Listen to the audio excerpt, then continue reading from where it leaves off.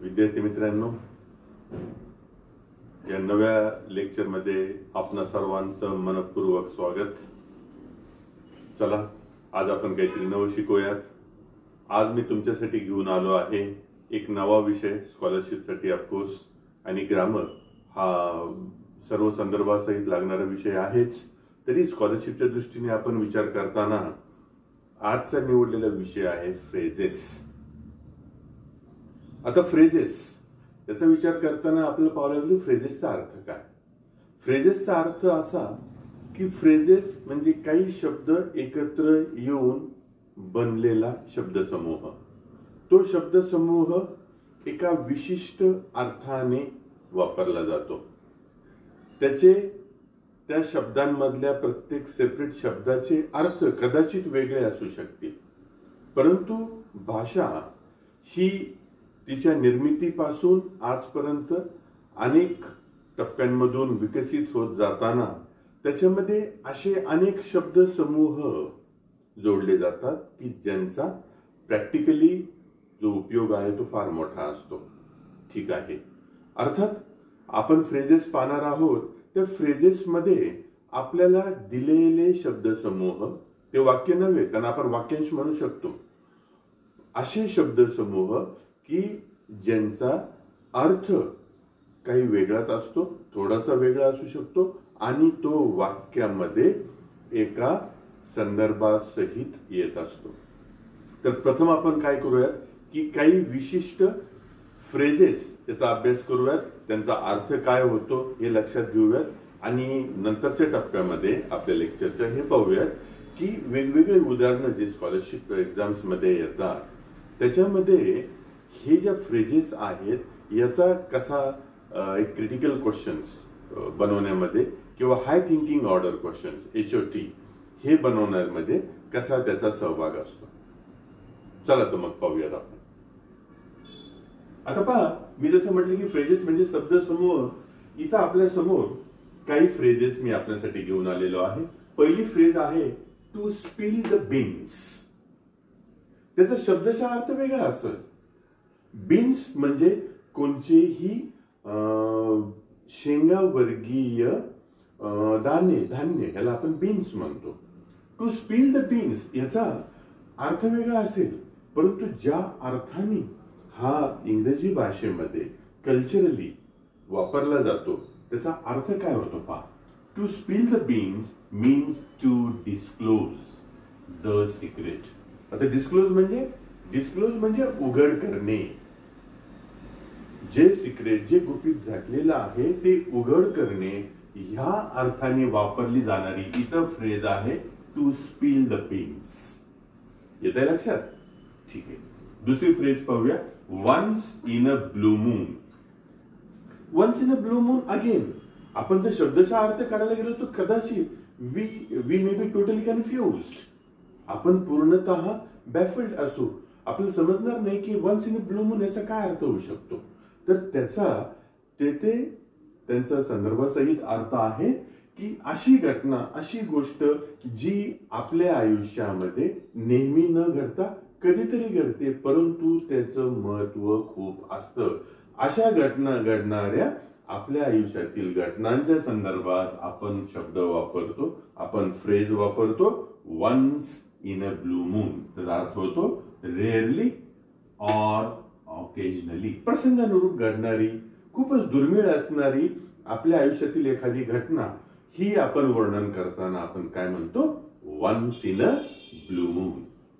चला पुढचं पाहूया, fight tooth and nail. Fight tooth and nail ह्याचा ऍक्च्युअली फ्रेज वाईज जो अर्थ आपल्याला पाहायचा आहे तो असा आहे की एखादी गोष्ट मिळवण्यासाठी आपण ज्यावेळेस संपूर्ण मन आणि तन याची शक्ती लावून प्रयत्न करतो त्यावेळेस आपण जी फ्रेज वापरतो ती आहे to fight tooth and nail. याचा अर्थ पण काय होतोय, to try hard to achieve. म्हणजे एखादी गोष्ट प्राप्त करण्यासाठी, मिळवण्यासाठी, त्यासाठी खूप प्रयत्न करणे. जसं आपण पहा, एक मराठीमध्ये शब्द वापरतो भगीरथ प्रयत्न, बरोबर आहे की नाही? भगीरथ राजाने ज्याप्रमाणे कठोर तपश्चर्या करून गंगा आपल्या पृथ्वीवर अवतरण केली, तर त्या प्रकारचे प्रयत्न ज्यावेळेस आपल्याला अधोरेखित करायचे आहेत, स्पष्ट करायचे आहेत, त्यावेळेस वापरली जाणारी जी फ्रेज आहे ती आहे फाईट टूथ अँड नेल. पुढची फ्रेज पहा, rain like cat and dogs. पहा, असं आपण तेव्हाच म्हणतो ज्यावेळेस पाऊस त्याच्या नेहमीच्या प्रमाणापेक्षा खूप जास्त पडतो आणि खूप कालावधीसाठी पडतो, त्यावेळेस वापरली जाणारी जी फ्रेज आहे ती फ्रेज आहे rain like cats and dogs. ठीक आहे, चला पुढे पाहूयात आपण. आता पुढची जी फ्रेज मी तुमच्यासाठी निवडली आहे ती आहे play devil's advocate. Play devil's ऍडव्होकेटचा जो संदर्भासहित अर्थ आहे तो असा आहे, वाङ्मयीन अर्थ असा आहे की ज्यावेळेस आपण एखाद्या योग्य प्रयत्नांच्या विरोधात अयोग्य भूमिका घेतो, अयोग्य गोष्टीचे ज्यावेळेस आपण समर्थन करतो, ज्यावेळेस आपण जवळच्या लोकांच्या चुकांचं समर्थन करतो, त्यावेळेस वापरली जाणारी फ्रेज आहे किंवा असू शकते प्ले डेव्हिल्स ऍडव्होकेट. त्याचा अर्थ आहे टू आर्ग्यू अपोजिट, म्हणजे प्रचलित मताच्या विरोधामध्ये आपलं मत बनवणे किंवा मांडणे, यासाठी टू आर्ग्यू अपोजिट. आता खाली 4 आपल्या समोर फ्रेजेस आहेत, त्याच्या संदर्भात मी तुम्हाला असं म्हणू शकेल की ह्या जे फ्रेजेस आहेत ते ऍक्च्युली फ्रेझल वर्ब्स आहेत. याच्यामध्ये वर्ब कोणते? लुक, इथं पुन्हा लुक, पुट आणि पुट, असेच अनेक वर्ब्स आहेत की ज्यांच्या मदतीने फ्रेझल वर्ब्स बनतात आणि त्यांचे एक विशिष्ट अर्थही असतात. आपण पाहूया. पहिला आहे to look upon. To look अपॉनचा अर्थ होतो to look someone with respect, to treat someone with respect, म्हणजे एखाद्या व्यक्तीची आदरणीय म्हणून त्याचा सन्मान करणे, या अर्थाने टू ट्रीट समवन रिस्पेक्टफुली. दुसरा, लुकनी सुरू होणारी अजून एक फ्रेज आहे to look into. To look into ज्यावेळेस असं कोणी म्हणतं, एस्पेशली तुम्ही तुमच्या हेडमास्टरला तुम्ही ऐकलं असेल म्हणताना की I will look into the matter.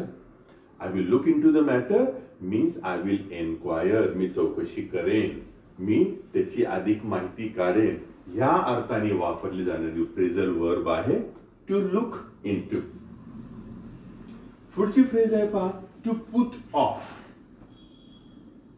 To put off चा अर्थ होतो to stop something which is functioning. एखादी गोष्ट जी चालू आहे, कार्यरत आहे, तिला थांबवणे, या अर्थाने वापरली जाणारी फ्रेज आहे टू पुट ऑफ. त्याच्यानंतरचा पुढची फ्रेज आपण निवडलेली आहे to put out. To put out means to extinguish. To put out means to extinguish. Extinguish म्हणजे anything which is burning. When we quench it, we call it to extinguish. Extinguish especially वापरला जातो हा शब्द फायरच्या संदर्भात. जाळ, ज्यावेळेस एखाद्या ठिकाणी आग लागते, आग विझवणे, यासाठी आपण शब्द वापरतो एक्सटिंग्विश, आणि त्याला इथे शब्द आहे टू पुट आउट. ठीक आहे. तर काही महत्वाच्या कॉमन प्लेस ज्या आपल्या नेहमीच्या व्यवहारात वापरल्या जाणाऱ्या आणि स्कॉलरशिप परीक्षेमध्ये जनरली येणाऱ्या ह्या काही फ्रेजेस आहेत. याच्यापेक्षाही अधिक खूप फ्रेजेस असू शकतात आहेत, त्या आपण शोधून त्या आपल्या नोटबुक मध्ये नोंदवून ठेवणे, लिहून ठेवणे गरजेचं आहे. ऑलराईट, आता आपण काही उदाहरणांकडे जाऊया. कमॉन, पहा इथं काही एक्झाम्पल मी तुमचे निवडलेले आहेत. पहिलं उदाहरण आहे, असं वाक्य घेतलेलं आहे पहा, he turn down chance to work in Dubai. इथं अंडरलाईन केलेला शब्द आहे टर्न डाऊन. प्रश्न असा विचारलेला आहे की दिलेल्या ही जी फ्रेज आहे किंवा फ्रेझल वर्ब आहे. टर्न डाऊन ही फ्रेझल वर्ब आहे. याच्याशी साधर्म्य असलेला, याच्याशी मिळती जुळती, साम्य असलेली अशी कोणची फ्रेज खालील 4 याच्यामध्ये दिलेली आहे. पहा आपण ते ऑप्शन्स पाहूयात. पहिला आहे did not agree, refuse to consider, third accepted, fourth refused. आता टर्न डाऊन याचा अर्थ होतो नकार देणे, नाकारणे. त्या अर्थाने आपल्याला असं म्हणता येईल की ऑप्शन नंबर 4 रेफ्युज्ड ही सर्वात जवळची ऑप्शन आहे की ज्याच्या साधर्म्य आहे टर्न डाऊनशी. आता आपण दुसरं वाक्य पाहूयात की कोणत्या प्रकारचे प्रश्न स्वरूप असतं. वाक्य वाचतोय मी. Anushka completely forgot dash her little brother. ठीक आहे. अर्थात याच्यामध्ये अजून एक गोष्ट तुम्हाला क्वेश्चन आहे, तुम्ही त्याची काळजी घ्यायची आहे की तुम्हाला वाक्यांचे अर्थ व्यवस्थित लावता आले पाहिजे.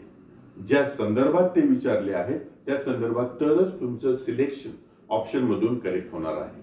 आता पाहू काय म्हणते. आणि Anushka completely forgot dash her little brother.